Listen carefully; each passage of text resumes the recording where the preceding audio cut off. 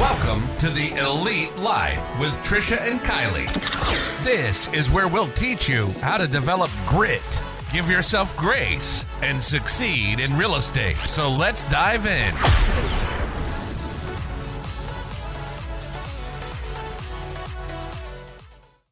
Welcome, friends, to another episode of the Elite Life Podcast. I am Trish, and that's Kylie B over there. And today we have a very special guest with us that we are super excited about.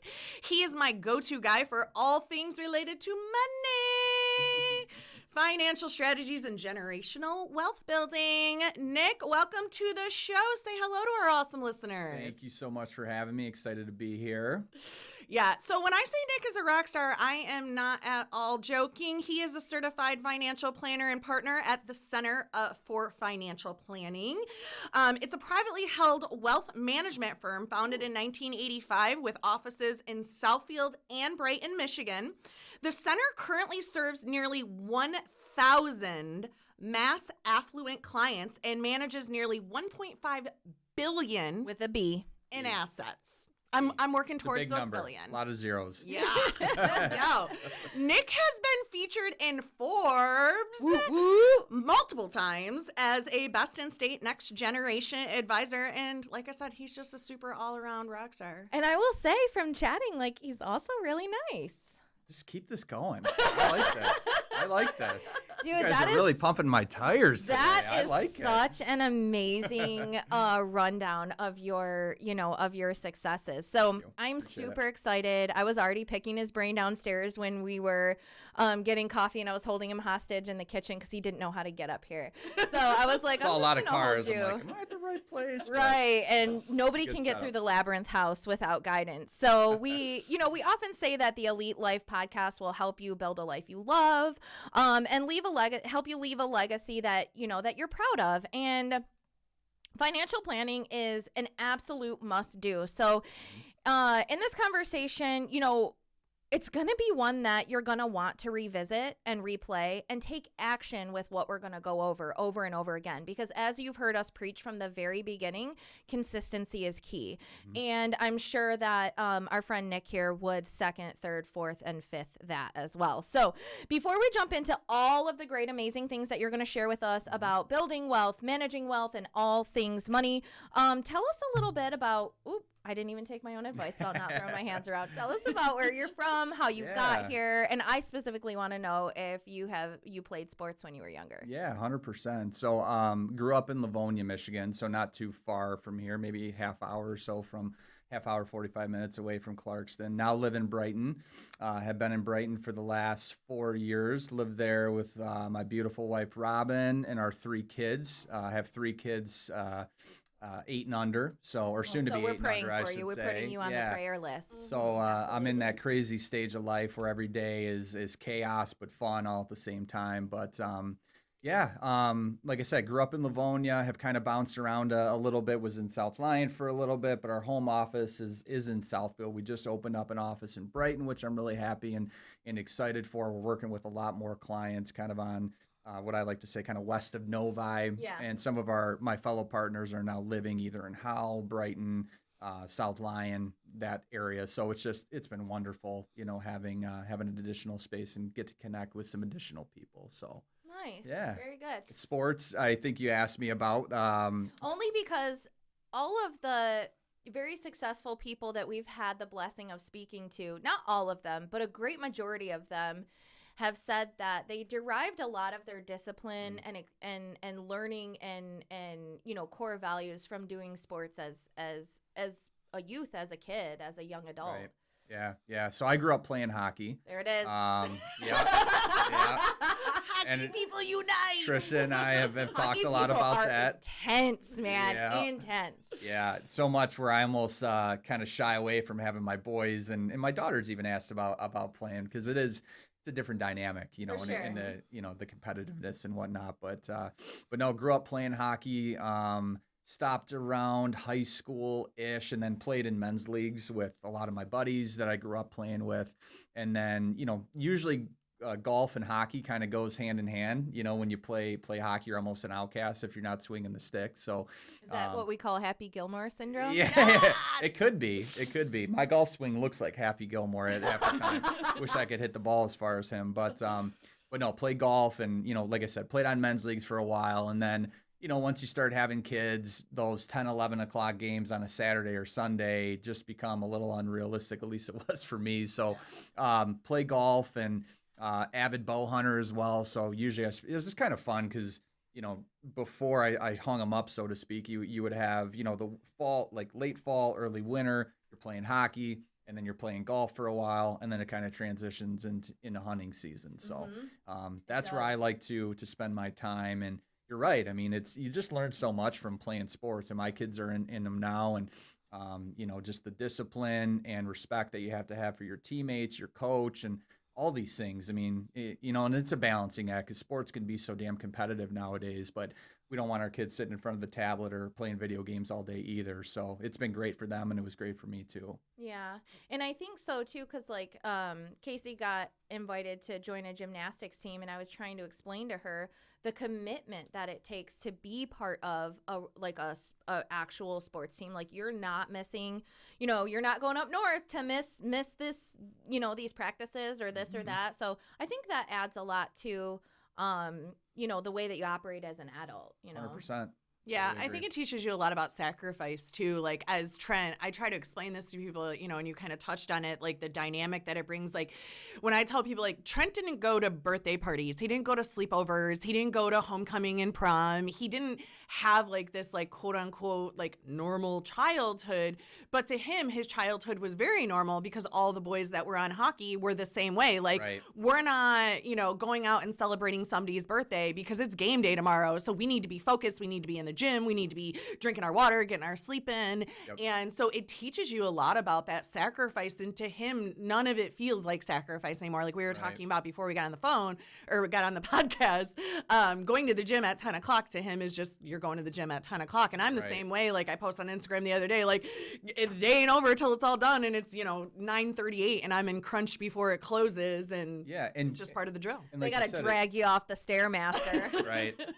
And I think you said it. I mean, it felt normal to him because, you know, big part of that probably was because he was surrounded by like-minded individuals, right? So you surround yourself with people who have, you know, the similar motivation, discipline, et cetera, and usually good stuff happens. So yeah, absolutely. It's all about who you're surrounding yourself with. That's why I'm glad Yeah. you're in my circle. So Yeah. tell us about how you got into this oh business. man, I'll Yeah. try. It's That's kind the of other thing. Everybody's like, I was going to be a doctor. I was going to be a mermaid. And here we are. well. I'll give you the kind of the boring or the I'll say somewhat surprising story where I was kind of a weirdo. I like to say where I knew what I wanted to do kind of early on. Oh, okay.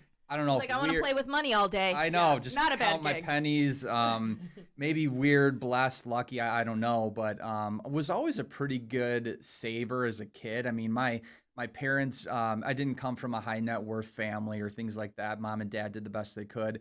You know, earned a good living, but you know, at the end of the day, you know, middle class family, what have you. And so we had to be very disciplined with money. And so they instilled those values in me. My parents got divorced when I was at a very young age, but both had similar, you know, philosophies and values around money, I would say. And so, you know, early on, you know, I was that dork who was counting how much he had in the piggy bank and, you know, should I spend this on a toy? Should I wait? Should I have that delayed gratification? So now trying to pass that on to my kids, it's harder now because you can get everything so darn quick. It's like you buy it on Amazon, it's like poof, it's there the same day half the time. But that kind of led me into being very interested in finance when I graduated high school. And so I was going to go to Central Michigan after I graduated high school, and then got some cold feet, I would say, you know, towards the end of senior year, and ended up staying home, went to Schoolcraft College for about 2.5 years. And I look back at that, and it was probably one of the best decisions that I made for myself. Like I said, I mean, we didn't have a ton of money saved for college. That allowed me to go there in a very cost effective way, not graduate with a mountain of debt. And so I went there, started taking all the basic classes, et cetera. And then in the meantime, because I still had that interest in personal financial planning, ended up finding and connecting with a local office, a local firm, real small, that did wealth management, and kind of, if I remember correctly, I think I just walked in one day and was like, hey, will you guys pay me like $7-8 an hour to just do basically whatever? And they're like, yeah, we could use some help. So, Right. so I got brought on, and I was doing everything like the lowest level intern that you can possibly imagine was doing, fetching coffee, picking up the phone, just doing a lot of, I think I even watered plants outside. I mean, it was like, I just did anything that they asked me to do, and, you learn pretty quickly, all right, some of the personalities here aren't necessarily what I want to have in the workforce. Granted, Not a I was culture fit. Right. Right. I was only 19 years old at that time, so part of that was probably on me. But at the end of the day, it allowed me to, look at client statements and see, okay, what this says IRA on here. What the heck does that mean? A Roth IRA. So I would ask questions, and I never sat in on any meetings at that age, but I was always eavesdropping, as I like to say, listening to other advisors and absorbing. Yeah, I tried to be a sponge as much as I could. And then, so several years go by, I worked there, maybe 30 hours a week while I was going to school full time, and then would work there full time, in the summer. And then ultimately, when I made the transition from Schoolcraft, went to Eastern to finish up my bachelor's degree in finance. So I commuted there as well.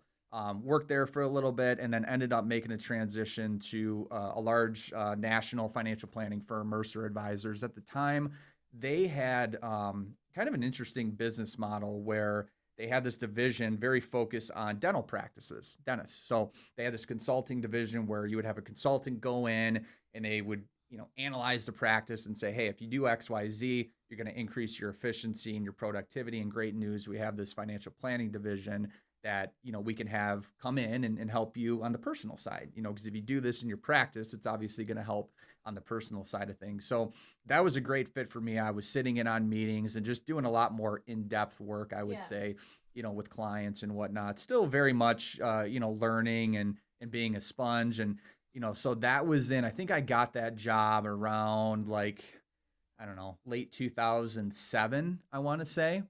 And then the financial crisis hits, in 08. Mm-hmm. So I graduated college in December of 08. And I remember a couple times talking to clients. I'm like, I have no business talking to you right now about your accounts and how they're down 40% because, you have big banks collapsing and the housing market going to hell. So, but, looking back at that, it kind of forced me to be, be comfortable with being uncomfortable, so to speak. And I just learned a ton. Unfortunately, because of what was going on, I ended up getting laid off there, along with a couple other folks, just cost cutting measures. I think that was in 09. Ended up going to another, large financial planning firm, more on the local area, worked there for a good 2.5 years, got my CFP designation, actually took the CFP the first time, failed it, which was really kind of a kick in the teeth for me because I never really, had to experience failure where it was like a real kick in the gut, because I studied my butt off. I did all the right things and it just didn't work out. Yeah. And so that was tough. And I remember a couple times, getting really down. I'm like, put all this work in, like, how the heck did I not pass this thing? Is this right? Is this the right field for me? And so you kind of have that pity party for a while and you're like, okay, enough is enough. Dust yourself off and let's get it done. So about a year later, about a year later, I ended up taking it again because at the time they only offered it like a couple times throughout the year. And so ended up passing the exam, had a conversation with the partners at that firm and said, hey, I have my CFP designation now. I definitely want to do more with clients. What does the career path look like? And they just didn't really have one for me. Great people, wonderful practice, but just not a great long-term fit. Ultimately, that allowed me to land at the Center for Financial Planning, and I had a couple connections there just from other positions, and just amazing how small, the world is, if you will. So joined the center back in July of 2013, and so I'm celebrating my 10-year anniversary and at the firm, and started as an associate financial planner and became a partner in 2020, and it's hands down the best career decision that I've made. I mean, the center is just very much aligned with, my philosophy when it comes to investment management, financial planning, and just the culture that we've, I think, done a heck of a job creating in our founding partners. The firm was founded in 1985, as you mentioned, and pretty much since day one, it's been focused on making sure that we create a great culture that people want to be a part of. Because when people are happy, they're satisfied, they're bringing their best version of themselves to work, and that translates into how they serve clients. Yeah, that is so good, because we do the same thing at Elite Realty, and sometimes you have to, what were we talking about? Interviewing agents and making sure that they understand what our culture is, and just being okay with some people not being a good fit and making that decision. Like you just said, it was the best thing that you could have done was finding a culture that fit you. I love that so much. Yeah, and this isn't in our script, but like just to speak to what you said, like when I was looking for a financial planner, and I think I mentioned this, Nick is my financial planner. I knew nothing about anything. I'm like, I know everything about real estate. I can tell you. I said, but I know nothing. I don't know what is financial planning, right? Like I was literally clueless. So it was a very humbling process for me to go through and try to interview people for an extremely important position, right, in your life. Like, hey, I'm giving you all my money and hoping you're like not a crook and you know what you're doing, right? It's a leap of faith. Right. And it was like I'm sitting on these Zooms for like hours and hours and hours, and every one I would get off and I'd be like, and then like Greg was like, oh, you need to talk to Nick, blah, blah, blah. And I talked to him. Yeah. And I talked to Nick, and it was like, it was such a breath of fresh air, because it was like, here's a human that's talking to me like a human. And it's not just about my money. It's about him just helping me to understand, like, this is what it's all about in a very easy to understand way. And what I love about like the company that you're at, the way that you mentioned, like everybody comes as their best selves. Like he has an assistant, Logan, and I love Logan, and I love all these little things that they do. Like they're so proactive. They're like, hey, it's 6 months in, like let's have a call with Nick, and I'm like, okay, because I don't know to ask for these calls, Sure. And then they send me this little envelope of stuff like, hey, when you're on the call, here's a piece of paper and a pen so you can take notes, and here's some tea so you can be calm and drink tea while you're like all these little we're things. telling you where all your money is going. Right. But like it's the stuff that we do at Elite Realty, right? Like cookies. Like today my clients are having a closing, and they sent me a picture of their son grabbing cookies. They're like, first thing you did was come in and grab the cookies. Now that's something that's so small that we do that brings so much joy to so many people. Eat some fresh baked cookies, you want to create, and I appreciate the kind words. We work really hard to, constantly zoom out and say, okay, what's the client experience look like, right? Yes. Because it is more than just managing the wealth. I mean, these are long-term relationships that we have with folks. I mean, financial planning in general, has retention rates 95% and up. We track all this stuff. Usually we're very, very close to 99%. It's something we're really, really proud of. And you create those long-lasting relationships by all these little trust deposits or cool experiences that hopefully you provide for people over time. Obviously, you got to do things right and grow the money. That's table stakes. But long-term relationships, just like I'm sure you guys have with clients, they come back to you, right?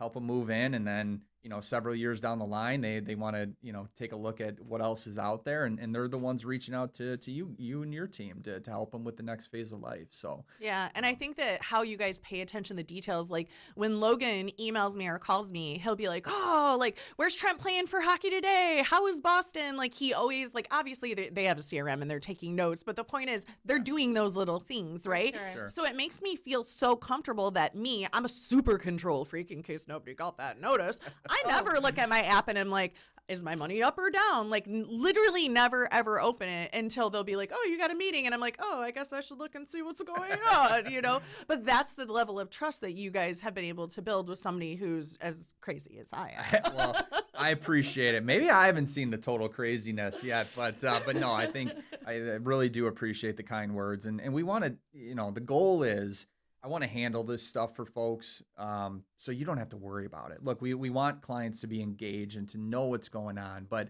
we want you to be able to go out on the boat on Memorial Day weekend or go to that hockey tournament for your son and to know that our team has it. Like one less thing that I have to worry about, we delegate it, people we trust, and it's taken care of. So I love that so much. Yeah. Well, Nick has a lot more to unpack for us, but we are going to take a super quick break to hear a word from our sponsors, but don't move, because he's going to give us some tips and tricks and amazing things that you need to know about financial planning. So sit tight.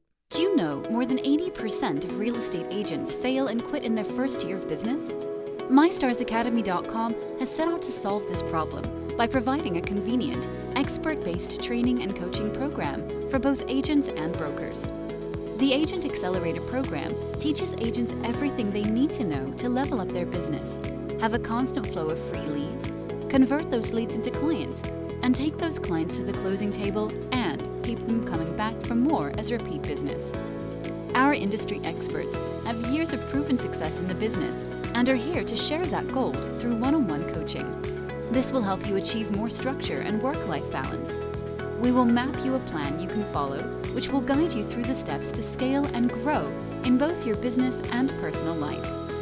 Don't be a statistic. Visit MyStarsAcademy.com and enroll today so you can get the success you deserve. And we're back with Nick talking all things money, how to get that money, keep that money, make that money. And, you know, everybody likes money, so I could talk about money all day long. And we're going to actually ask specific questions that we have lined up to ask so people can actually understand the ins and outs of financial planning and how to pick a good one for them. So number one, how does someone know, and this is a great question, how does someone know when it's the right time for them to get a financial planner? Like, should they have a certain amount saved in the bank, or when is the right time? I love that question. Sooner the better, you know. And what I always like to say is, if you do want to engage with a financial advisor to get that advice, it doesn't always mean that you need an ongoing relationship, because ongoing relationships can be expensive. And there are many firms out there, you know, just like any other firm, whether it's law, accounting, real estate, they might have their own niche, or they're working with clients at a certain asset level or what have you. So, but you know, there's no better time than now to at least have a conversation. It is very common for firms to say, you know, unless you have $500,000 or $1 million or $2 million saved up that we can manage for you, we're not a good fit. You know, I mean, that's just reality. And then as our business has evolved, we've adopted that to a certain extent as well at different levels. But we ultimately want to take a look at long-term relationships with folks. So what I always like to say is, if you're not sure, there's so many great resources out there. Like if you're just getting started and you haven't really saved a ton of money yet, but you know that this stuff is important and you need some advice and you just don't really know where to turn, there's this network called Garrett Planning Network. And I think very highly of them. They basically go on their website and they have a directory of all these highly qualified financial planners that will do hourly consultations. They'll work on an hourly basis, because it's kind of hard to find, you know, a firm. I mean, candidly, our firm doesn't really do a lot of hourly consultations as the business has evolved and grown. But there are things out there. And I love that model, because oftentimes all someone needs is an hour of a professional's time.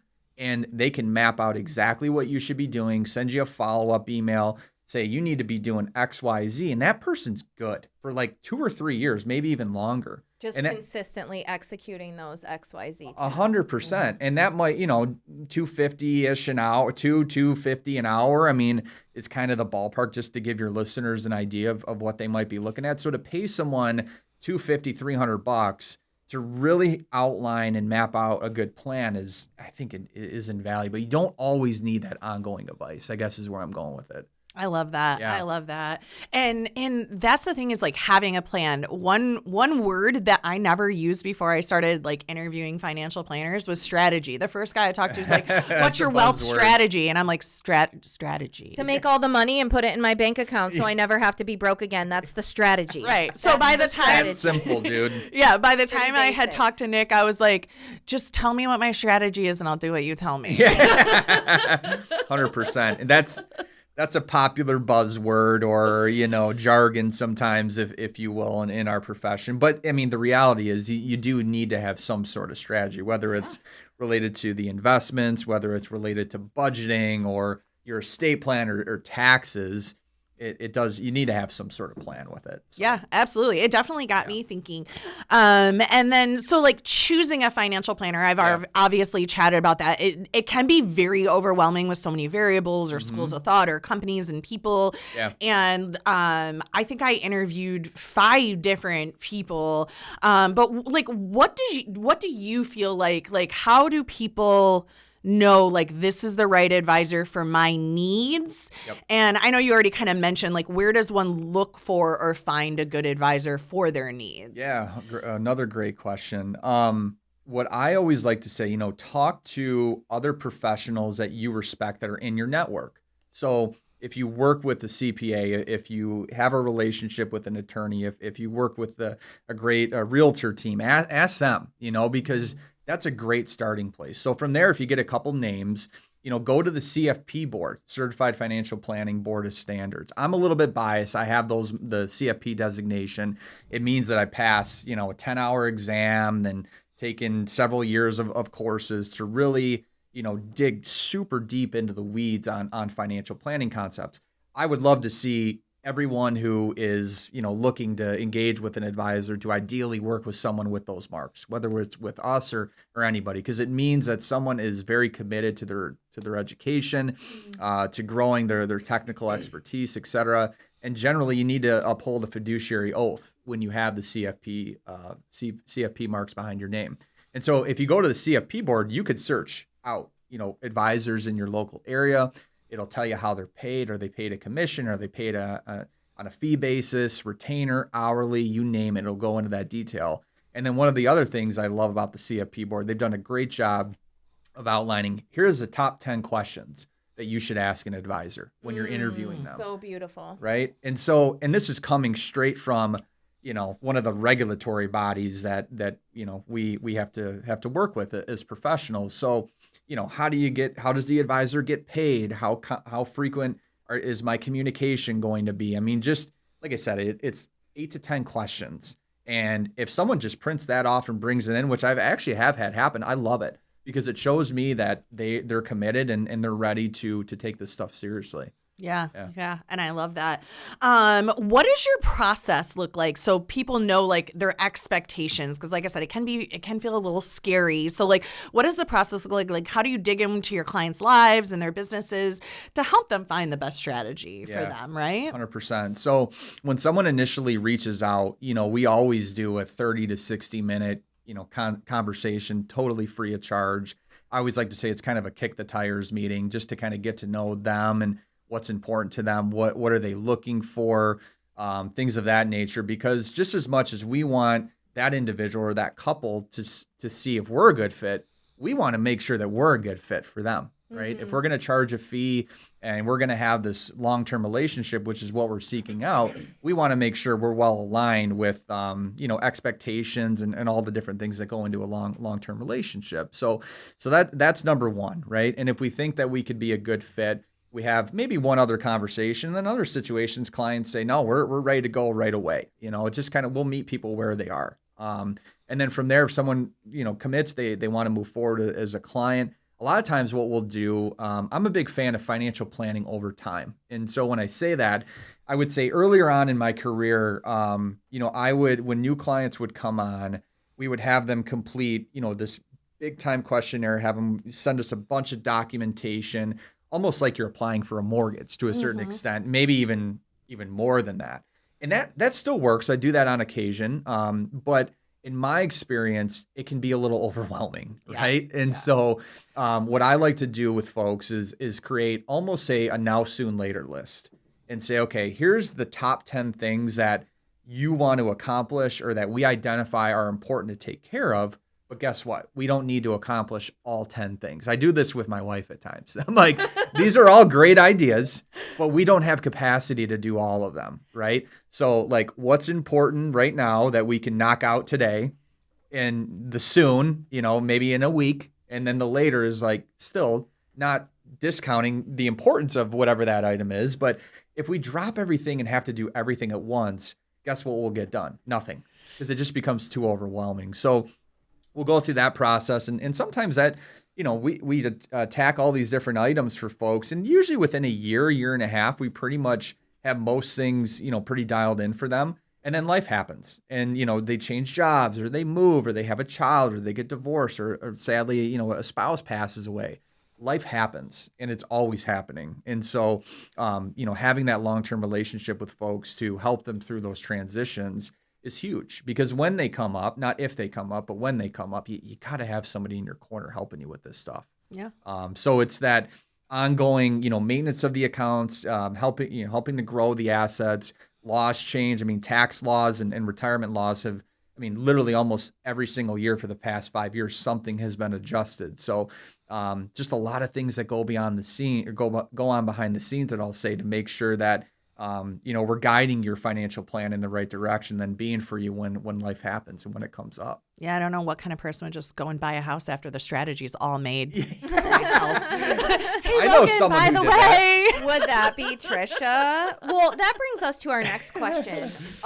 What are some of the challenges that you find? Some of how we have frequently asked questions. What are the most frequent challenges that you run into when it comes to working with your clients who have financial planning programs? Yeah. Some challenges. It's fair. I think in many cases it's trying to juggle and balance. Okay, here are the goals, but at the end of the day, our clients that we generally work with, they're earning a solid income, and they have the capacity to save. But at the end of the day, there's only so much that you can fill in these different buckets, right? And so, do I save X amount for retirement? Or do I save a little bit less for that and put a little bit more in the kids' college accounts or grandkids' college accounts? Or, do I save a little bit less in retirement and save a little bit more for these near-term goals? So, I think there's a stigma to a certain extent in our profession where only financial advisors are only talking about retirement. And I'm sure there's plenty of advisors out there that do. But, our team's goal is to help people live great lives and fulfilling lives now and in retirement. And sometimes that means maybe we don't have you put quite as much in the retirement accounts because what's really important to you is to make sure that we fully fund the kids' college. That might have some consequences maybe isn't the right word, but some ramifications. Maybe that means you got to work a year longer or 2 years longer. But if we're all on the same page, I'm not here to judge and say, you shouldn't do that. Retire 2 years earlier. Kids can do it on their own. That's not my job. That's a family's job or individual's job to determine how they prioritize that goal. We'll be the sounding board, but that can be a challenge, of just saying, well, something's got to give here. We can't do it all.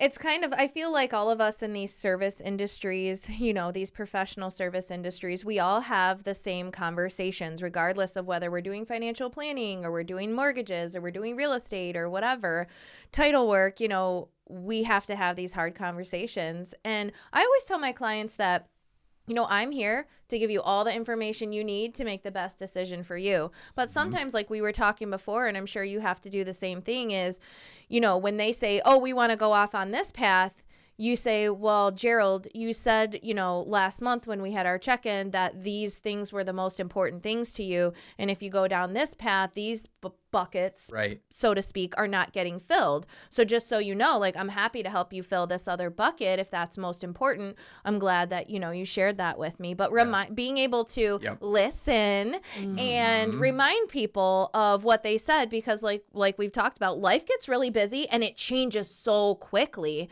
And so your priorities might also change so quickly. Yeah, and I think everybody, like you just said, priorities, that's the big word, right? That was, I think, a challenge for me when I was talking to you and other people. Everybody always asks the question first, when do you want to retire? And I'm like, never. Retire. That just has never been a thought in my mind. It's I'm going to die during a showing. Yeah, I'm going to be in my car at 105 and then just not get out. I don't know. Might be tough to step out of that car. So my goal is just that when I'm gone, I want everybody to not have to worry, right? So that has to be challenging when you get somebody like me who's I don't have that plan at all. My plans are just totally different. I'm never retiring, right? Yeah. Exactly. So it's helping them to, though, I think you did a great job of helping them to envision but what if? What if, you can't drive anymore and can't see to drive, and so you're not in real estate? Helping Hopefully them to Uber's think outside their box. Because Trisha's doing real estate. Yeah, and we have a lot of our clients, and we have some who, we're in very physical, demanding jobs, but for the most part, I would say more of your white collar professions, right? So not incredibly physically demanding. So you can, mentally, certainly some days can't discount that. Sure. But that's a biggie. But in terms of being able to do this for longer periods of time, the average age of a financial advisor is like 56, 57 years old. I mean, there's countless advisors who are in their 70s and 80s who are still working. That's all well and good, but we want to be able to have people or clients say, I can retire. I'm working because I want to, not because I have to. So that goal, we could still hit that and say, look, Trisha, she's never going to retire, but we want to make sure that you're in a position where you can retire at the time that you want, if for some reason the goals change. You know what I mean? Yeah. I think you were like, well, what if you just want to take a year and just like travel around or something? What if you just want to relax for 1 year? What if? Like, think Trisha about that. never relaxes, ever, never. Although this morning you were super relaxed when I came in. I was like, "What up, B? Let's record some stuff today." And I was looking at the lake, She drinking was coffee, and she's so- like, "Are you okay?" This is She was too so early for tranquil. the She was like, energy. I got Pastor Stephen Furtick, and I am absorbing the word of God, and here you come. Like a rock in a tranquil pond. Yeah. You were her alarm clock this morning then. Oh, I don't know if anyone can be her alarm clock. Fair enough. All right. So what are some of the steps that people can take to improve their financial situation? Because So this is I'm something taking everybody's notes. always working. Yeah, Taking right. notes on this. 'Cause I have $5 in the bank account, so let's go. I'll do a shameless plug. I mean, go to our website, centerfinplan.com. We have so many resources. So whether it's on our website or you go to the CFP board's website or you read a couple great, books like Rich Dad, Poor Dad is one that sticks out, just making sure that you educate yourself. It's fine if you don't know anything about finance. Like, there's plenty of things, actually most things that I'm not very good at. And I'm okay with that. But you hire someone or you got to do a little bit of digging on your own. Right. I've done home projects before. I'm definitely not the most handy individual in the world, but I can figure out minor stuff. And it's like, you go to YouTube, you look at videos, you talk to people, etc. And before you know it, not that you're an expert, but you gain some knowledge, So our website, I think, is a wonderful place to check out. Some books, like I just said, like Rich Dad, Poor Dad is a great one, just about building wealth and kind of what that process can look like over time. The CFP board website, I think, is wonderful as well.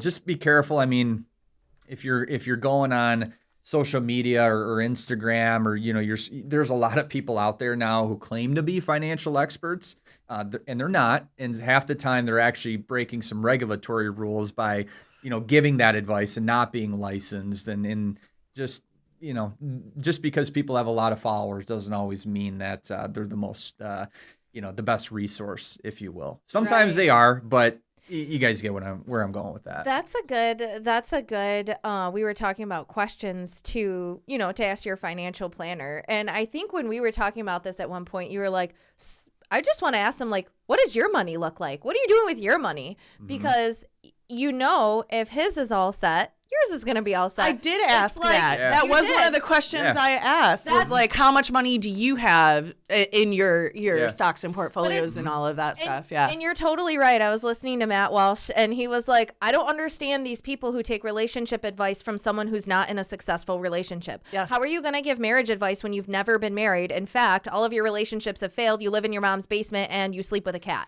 Yeah, that was. I took Trent to Chase Bank, so because I was doing something myself, and they were like, "Oh, listen to this financial planner," and I'm like, "Okay." And so it was a young girl, and she's going on and on, bless her heart, but she had a very aggressive, just so aggressive, and I'm like, "Really? How much do you save? How much do you have saved, and how much is in your account?" And we left, and Trent's like, "I can't believe you just asked her that." And I'm like, "It's a valid question." Do you feel like that's a fair question? In terms of it might be a little. I don't distinctly remember that question that you gave me. I danced around it a little bit. It might be, some might view that as off-putting, and in terms of how much you've saved, maybe getting a little bit personal. But I think it's a fair question to ask. How is your money allocated? Is it do we have do you have all your money in cryptocurrency? Right. And you're telling me to be in a clean, diversified portfolio, right? So I think advisors need to eat their own cooking, right? Yeah. And they Ooh, need, I love that. yeah. And so, you want to make sure that you have someone trustworthy. You don't want to be working with someone who's filed bankruptcy and things of that nature in a perfect world. I mean, people make they change their lives and things like that. But, the CFP board, I keep coming back to that, but the CFP board does a wonderful job of tracking. I mean, each and every year when I renew my license, I have to attest that, I haven't been arrested and I haven't filed for bankruptcy and all these things, because there are some bad apples out there, right? And you want to make sure that you do a little bit of digging. I mean, you can find anything on anybody these days with Google, right? Yeah. So just making sure that, you're with someone who has a clean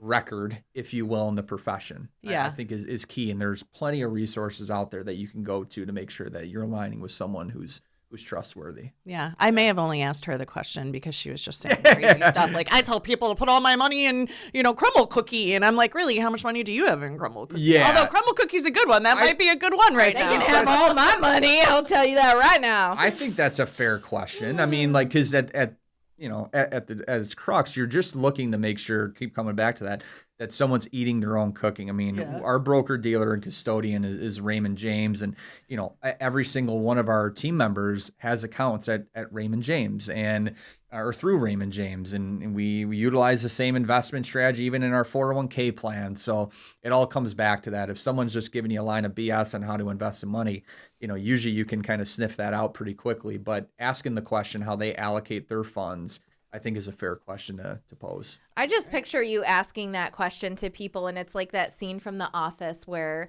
Dwight is standing there with the CEO of Dunder Mifflin, and they're at a house party, and Dwight's like, "So how much did you pay for this house?" And everybody's like, "My God, shut up, Dwight." And then Michael's like, "So how much you make every year? 500,000, 600,000? How much money do you make a year after tax? Yeah. That was crazy. I love that. I like to have money talk sometimes because it just throws people up. They're like, Oh, yeah. really? I'm like, Yeah. I mean, I'll show you my tax returns. I don't care. People don't talk about money because, number one, like the way that we grew up, our parents were pretty blue collar. So money was just money, and it was not something that like they talked about. It was something that they worked for and they needed, and they paid their bills. And if we save some shit, we'll be lucky, Yeah. But a lot of our parents had, pensions and things like that through Ford or GM or, whatever. Mm-hmm. So this is like all new. I'm just in the boat with you, like where you were at. This is all new space. And I think that if we open up the conversation more,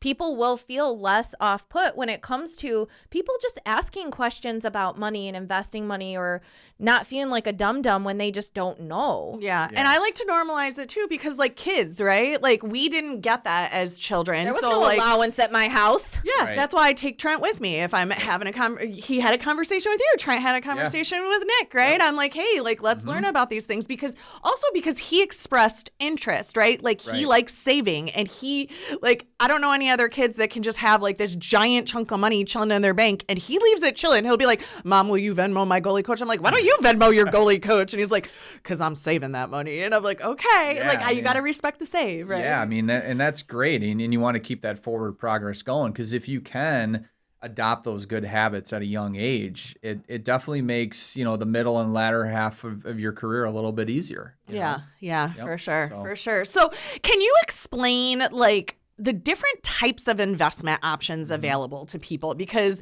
like you said, when people start saying these letters and stuff, you're like, I don't know what that means. Right. No, for sure. So most of the investments that our team is focused in on are mutual funds, exchange traded funds, or ETFs. Sometimes you hear that acronym.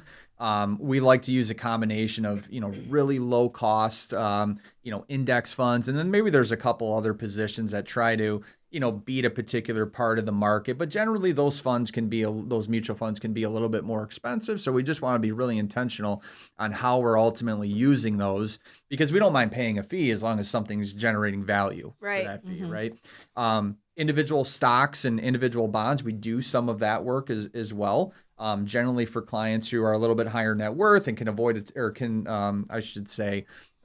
afford to take on a little bit more risk, and they want that sort of exposure. But, there's a lot of advisors out there who might be pushing, annuities or these fancy life insurance policies. And, those sort of products, in my experience, oftentimes benefit the advisor with the commission. It's not to say all of them are bad, because I've I have certainly implemented a few of those sort of, instruments in client portfolios over the years, but there just seems to be a trend with that. And then you look at things and you're like, you know what, this benefits the advisor, not so much the client, So you really can keep things simple, to be honest with you. You can create a really nice, diversified, well-oiled machine with the portfolio and not have to get overly fancy. What are some key factors to consider when developing a retirement plan? Because that's where I'm at. I'm gonna be 29 again for like the 5th or 6th time. So I'm at this space. My husband was in auto manufacturing, so he's got a retirement plan. I don't have one. Okay. So fill me in. Yeah. If you don't mind, it was the question, what are some... Read it back to high level one more time for me, if you don't mind. Hold on. Yeah, we can't have the beeping happen. That threw me off. I know. Sorry. Dave didn't reset the clock. Is this the clock? I don't know. See, people want me to delegate, and then I don't know how to do the I things know. that I delegate. I'm with you. I'm like, if Kim ever quits, Elite's getting shut down. Yeah. I don't know how to go from there. Yeah. Oh my gosh. Okay. You want to start over? And we're back. Yeah, let's start over. Go ahead. And we're back talking with Nick from the Center of Financial Planning, talking all things money. And as someone who is going to be 29 for the 4th or 5th time this year, I would like to know, what are some of the common that's not the question I had. I circled this one. What are some things to consider when we're talking about developing a retirement plan? Because that's something I know I need to start investing in and getting set up, because one day I will be old. Yeah, we don't have realtor 401ks. Unlike some people, I would like to retire. Yeah. So fill me in. Yeah, I think time horizon is going to be, right up there. So, you're 29. So you're a little bit out from retirement still. So in theory, textbooks would say you want to have the money invested pretty aggressively, have more stock exposure, right? Whether that's in individual stocks or stock mutual funds or stock ETFs, like I mentioned earlier, that sort of thing. The types of accounts too really matter. You know, sometimes when, you're just getting started, or maybe you actually have a year where the income falls a little bit, you might strongly consider looking at something like a Roth IRA, because when you put money in a Roth IRA, you don't get a tax deduction when the money goes in, but from that point forward, it grows tax deferred. And then when you pull the money out after 59 and a half, it's tax free. Okay. So you don't get this immediate tax benefit by putting money in, but if you're already in a low bracket because maybe you're just getting going in your career or your income dropped off for whatever reason, could make sense to do that.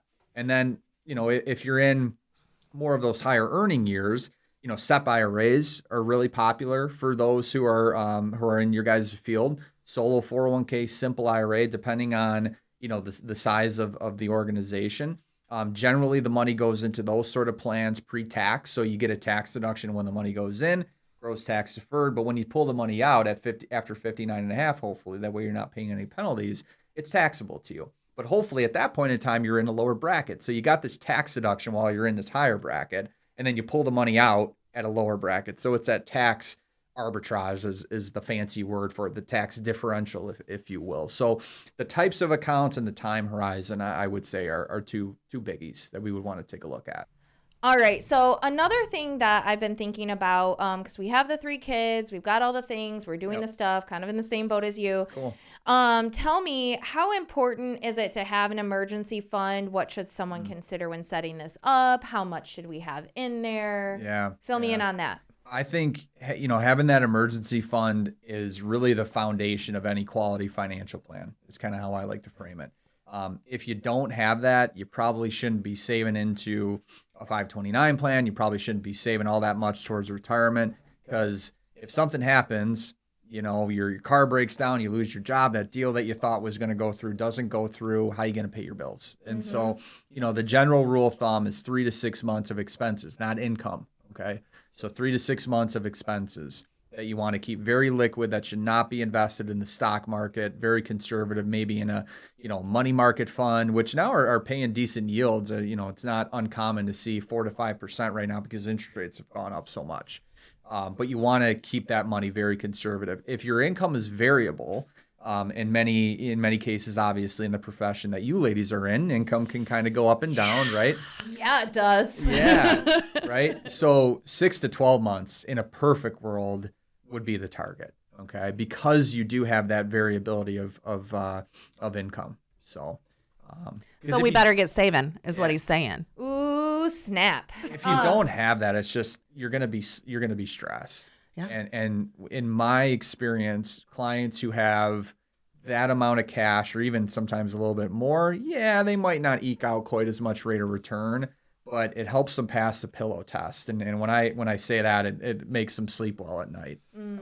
So cash is never a bad thing. And I have no issue telling a client, look, you actually have way too much cash. This is harming your financial plan. We got to put some of this stuff to work. But, especially when income's variable, having a little bit there in the checking and savings is never a bad idea. Awesome. Yeah, and you mentioned inflation. So that's a big thing right now, right? Can you kind of discuss the impact of inflation and interest rates on like the investments and retirement planning right now? Yep, 100%. So what I always like to say is you don't fight inflation with bonds, because bonds are meant to be more of your conservative component in the portfolio, meant to be your insurance policy, if you will. You have to have stock exposure in many cases to try to combat that inflation, right? So that's kind of looking at things from an investment standpoint. The Federal Reserve over the last 12 to 18 months has certainly aggressively raised interest rates, and it takes time for those increases to really filter through to the economy. And so what is encouraging, you're starting to see inflation come down from its peak. It's actually come down quite a bit, although I don't know, my groceries bills are still about the same as they were about a year ago, if not more. Maybe that's just because my kids are getting bigger. But those are things that you have to take a peek at, and it's prompted a lot of clients. It's prompted my family to take a closer look at our budget to make sure that we have a good grasp on where the money's going. So those are just a couple things that come to mind, but it is encouraging to starting to see it come down. And if I'm a betting man, I would say you're probably looking at early 2024 where you start to see the Federal Reserve start to reduce interest rates. They really want to make darn sure that inflation is down and it's staying that way, because 3-4 decades ago, the Federal Reserve made a mistake where they ultimately took the foot off the gas a little bit on the raising of rates, and it caused more damage than it should have, I should say. Sorry, I got a little tongue tied there, but good progress is being made from what it looks like on the inflation side. That's encouraging, because I think we hear only the negative side, which is interest rates. Right. So having somebody at your stature and level say, "Hey guys, good is coming from this," I think is so important. We're all like that little cat on the branch. Yeah. We're just hanging in there. Yeah. We're just hanging in there and hoping that a typhoon doesn't come through. That's what we're doing. Yeah. But speaking of our listeners, a lot of our listeners are entrepreneurs, real estate agents. They own their own businesses.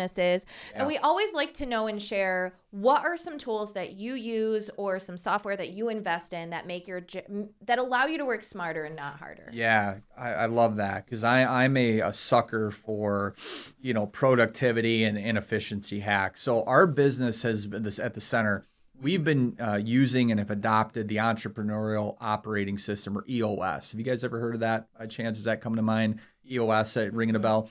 So it's become pretty popular. We've used it, like I said, now for a good 10, 12 years.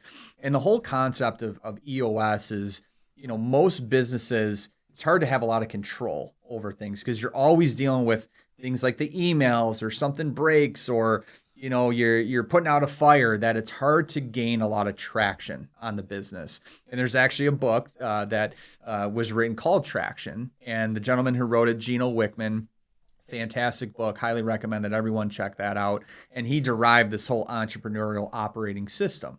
And so our firm uses that. I use it personally with some of the goals that I have. Our firm has several tools that we utilize through EOS, one called the VTO, Vision Traction Organizer. And on that one-page document, you have your core values of the firm, you have your mission, you have your 1-year goals, your 3-year goals, and your 10-year goals, and your marketing strategy at a very high level. And so that VTO should really be the guiding document for most of the decisions that you're making. It helps you gain a lot of clarity and stay focused. And those 1, 3, 10-year goals oftentimes, they're really far away and you need to be doing a lot of things in the meantime to achieve those goals. And that's where rocks come in. And rocks, if you've ever read 7 Habits, Highly Effective People, that whole concept comes up as well, of really trying to focus in on things on a quarterly basis. What's 1 or 2 big things that we can try to accomplish either individually or as a group that's going to help us move towards the direction to either achieve those 1, 3, 10-year goals. But if you don't break it up in quarterly chunks, it just becomes so darn overwhelming that you just never gain that traction, right? And so the VTO is huge. And then the other plug that I'll make, a tool or strategy with EOS is called a level 10 meeting. And so I'm sure we've all been in meetings before where they're not going anywhere. You're pulling your hair out. You're like, why the hell am I here still? I love level 10 meetings. I hate meetings. Yeah. All meetings, I hate them. And so I like them if they're productive. That's what the book will tell you. I hate meetings that aren't productive. Yeah. They make me insane. I've been in a few recently, and I'm just looking at Trisha like, okay, I need you to grab the reins here and take control and tell us what our action steps are so we can all go home. And so what the book would say is meetings are bad, but there's bad meetings, right? And so how do you make them good? And it lays out, I could probably spend 20 minutes talking about it, but I'll save you the breath. But go online, check it out, level 10 meeting. There's like a 2-minute YouTube video about it on how those are structured, on how you can be very focused, still check in and be a human with the folks that you're meeting with, but be very care about the people that we're working with. It does help from what I've heard. Feelings. But it helps you really keep on track, and you walk out of there knowing what the action items are, who's accountable for them, and there's clarity. So EOS, the book Traction, is just our firm's Bible, I would say, and it really has helped us move the needle on some aggressive goals, and I can't imagine not having it in our practice. Well, I know what I'll be downloading on Audible after this is over. Yeah, check it out. It's a good one. The what? Traction. Okay, I was like, we read the Atomic Habits. We read that one. Yes, we have read that one. Yep, Traction. I wrote it down. I wrote it down before you. Yeah, she beat you to it. Well, are you looking up level 10 meeting too? Because I know. My expectation is every meeting I walk into is now going to be a level 10 meeting. I know what level 10 Thank you meetings for setting are. your standards. Yeah. I am already on top of that, madam. All over it. Okay, so let's dig into a really great question that I just love. If you weren't doing this, what would you be doing? Oh my gosh. It's such a good question. I have no idea. It's hard to, if you would have asked me maybe like 10, 15 years ago, I'd probably say playing hockey. Still living the dream, busting 8 hours to go play for $100 a night. No, some sort of office job. But, now that I've been in, a role where, part of my job is to develop new client relationships. And I love it because when you come at it from an area of you truly want to help people, and most people out there are getting crappy advice, and they know if they work with you and your team, they're going to do well. So when you go into it with that mindset of just wanting to genuinely help people, good things happen. And so I would probably be in some sort of role where there's a lot of human interaction. I'm not in an office, all 40, 45 hours a week. Certainly that you have to have some of that, but getting out of the office, doing things like this, meeting clients out for lunch or doing a speaking engagement where I get to educate folks, it might not be on finances, but it could be on something else out there that I'm trying to, to solve a problem for someone, if that makes sense. You want to be a realtor. That's what I'm hearing. that could be. I'm hearing that you're hired. That could be. Here's the thing, though. I think that there's this perception of office jobs and where it's like Joe and the Volcano, where you're just in a basement with fluorescent lighting, just banging it out for 8 straight hours. You go home and that's your life. Right. Very gray. And it's really not. And that's what I'm glad you brought that up. I love that about our industry is like we're doing something different every day. We're meeting people from all walks of life that we never otherwise would have connected with, and being able to, and Trish and I talk about this a lot, you're literally changing people's lives. Yeah. 100%. And when you mentioned that movie, I just like Office Space clicked in my head where he's like, yeah, I just sit here and I kind of zone out for 17 hours. Yeah, you're just a robot. Yeah. Listen, Bob. You guys, you see it, you make the impact on people. And there's so many different ways that you can do that, a specific industry or service isn't coming to mind immediately, but it would have to be something like that for me. Yeah. And like, speaking of that, you skipped this question, but I want to ask it because I'm an action step person. If you could give all the people listening today 3 action steps or tips for marketing, client service, something that they could implement in their business today, what would they be? Yeah. Or even just to make a better life. What are 3 sure. action steps we can give our people? 3 action steps. Got to make sure I give you 3. I always like to say the best form of marketing is taking really good care of your existing clients and wowing them. So what does that mean? It's going to look and feel differently for everybody depending on the profession that they're involved in. Our firm is really no different than many other financial planning firms out there. If you look at the data, about 60 to 70% of our new clients that we have the pleasure of serving come from introductions from existing clients. So, it's great to network and have meetings with other professionals, and that does generate business. But look, at the end of the day, if you're not taking really good care of your existing clients, you're not going to be very successful in marketing or growing your business, right? So that's going to look and feel different for everybody.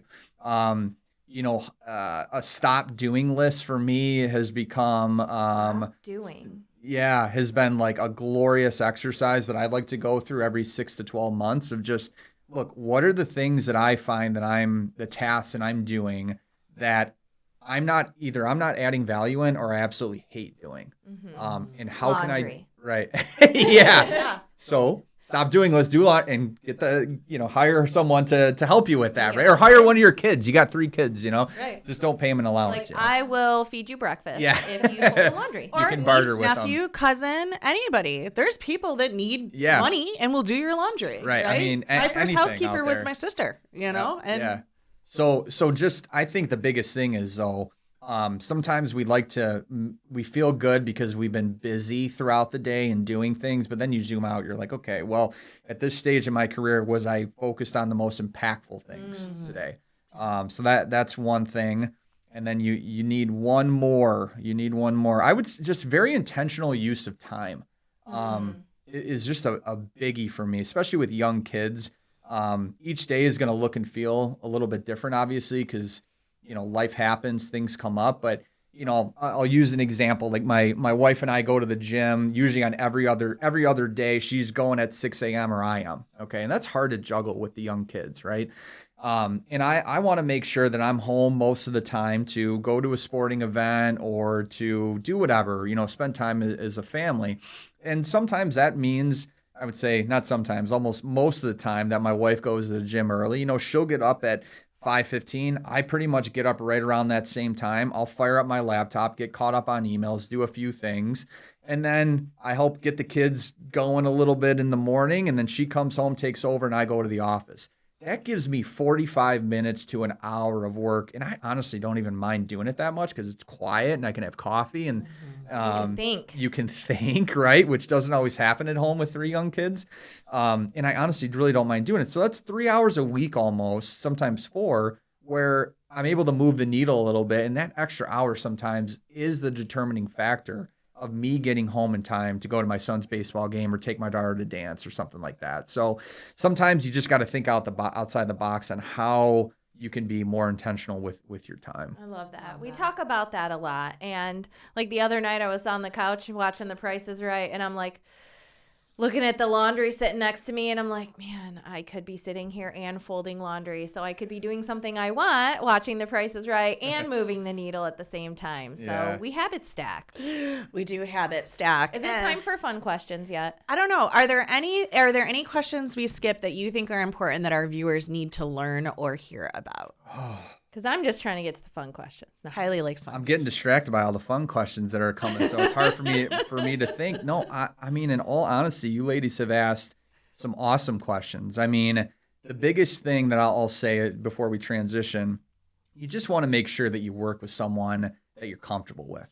You know, that you feel like you can go to that person or that team to share things that are going on in your life. Because a financial advisor can't help you as best as they can if you're not keeping them apprised of what's going on in life or changes or things like that. So, you know, between that and just making darn sure that you do your due diligence on whoever it is that you choose to work with, printing off those questions, like I said, on the CFP board, that's going to give you a heck of a guide to really make sure that you're aligning with the right folks, and be okay with not knowing all the things. You don't need to be an expert in these things. That's why you have people like me and many other advisors out there who can help guide you on this stuff. You don't have to be an expert on everything. Love that. Yeah. And where can people find you? Drop your info. We're going to have it in the show notes too, but what's your favorite way for them to find you? Yeah. Yep. So you can go to our website.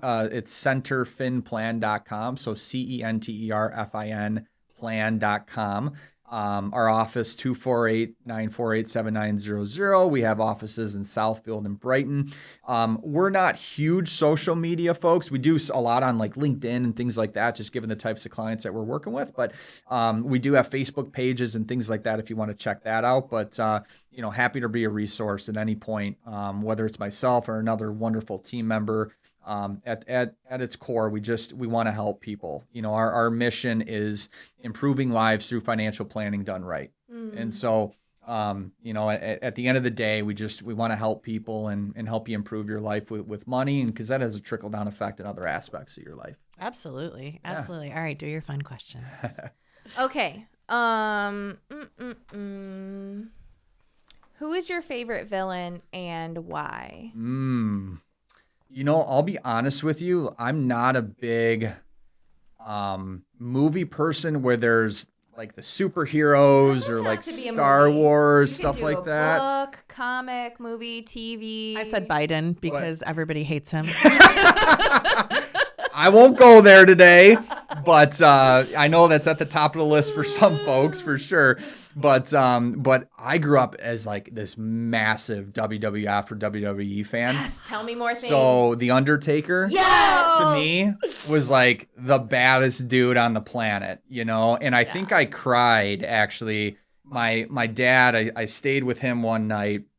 He got paper, you know, back when you had to get, you know, pay-per-view, you paid like $50 or whatever it was to watch WrestleMania. And I think it was him who beat Hulk Hogan, and I was a wreck. Like, I wanted to go home and go back to my parents are divorced, so I was like, I want to go home. I just can't sleep. The Undertaker beat Hulk Hogan, all these things. But just thinking back how he would come out and like rise out of the casket. It was so ridiculous, but he scared the hell out of me when I was a little kid, like that noise that he would make when he would come out. So that's something that comes to mind. Dude, we were into it. So my brother's name's Jacob. So he was Jake the Snake Roberts. And then me and my sister would be the Bushwhackers. I love that. We'd go running through the dance for my grandma. Oh, yeah. Thank you for bringing back those childhood memories. So good. So good. I just picture you with like your WrestleMania shirt on, and like, remember you could probably still get them, like the fake belts. Oh, yeah. Because Stefan was super into it too. And I was always over at Aunt Cindy's house. And it was like, I'm like, can we watch Snow White? No, it's WrestleMania. Wrestling's on. Pretty sure my mom still has some of that stuff at her house. That's the belts and all that stuff. Yeah. I love it so much. Yep.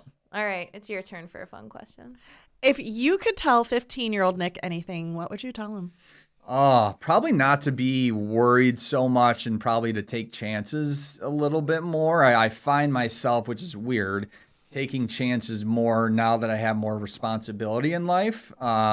Whether it's moving into a house that, you know, it's stressful and you're like, oh gosh, like, is all this going to work out? So taking chances there, or, like I said, became a partner in 2020, and there's obviously a large financial commitment when you do that. I distinctly remember actually writing a large check, taking out a large loan to buy in as a partner in about February of 2020, only for the market to go down 35% in a matter of 2 weeks when COVID hit. Yeah. So you learn very quickly what business risk means, but it all worked out, and a fantastic career decision that I made and would never take it back. But, at the end of the day, it's a risk, right? And, looking back, I think I just stressed out too much as a teenager, cared too much what people thought. I mean, that's probably common for a lot of folks. That was all of us. Yeah. That was everybody. And I'm with you. Like, I take way more risks now than I ever have. Like, I jumped out of a freaking plane. Like, I'm just like, me too. So I've gone skydiving too. Yeah. And I think over time, it's more of like a confidence, not cocky thing of like, look, I'm betting on myself on this. Like and my family, and I know I'm betting on myself and my wife that we'll be able to figure this out. We'll something bad might come up, but if it does, we'll deal with it and we'll navigate. So yeah, and I think what you just said is key part too. Like you've been through bad things and made it through, right? Like you've been through COVID, you made it through. You've been through the subprime implosion, you made it through. You were broker than you are today, and you made it through, exactly. right? So like it's gonna be okay. Exactly, it'll all be okay. Yep. Well, friends, do you want to ask the last question? No, it's yours. Go ahead. Okay, we got just a few minutes. Yeah. If you had one wish, what would it be? And you can't say world peace. Yeah, no, we'll avoid world peace. That one's played out. This one's an easy one for me. So my wife lost her parents at a young age. So I would want to spend a day with them and our kids and just have them, get to experience, grandma and grandpa that unfortunately they did not get to meet. So that's definitely top of the list for me. It's a good wish. Yeah. It is. It's a really good wish. Yeah. This is why he's my money guy. Who cares? He has great wishes. That was like the most selfless wish too. Like that's for his wife and his kids, and like. Yeah. That's so sweet. That's up there for me. Yeah. Well, thank you so much, Nick, for stopping by and dropping all of that knowledge and just sharing your experience and getting to know us.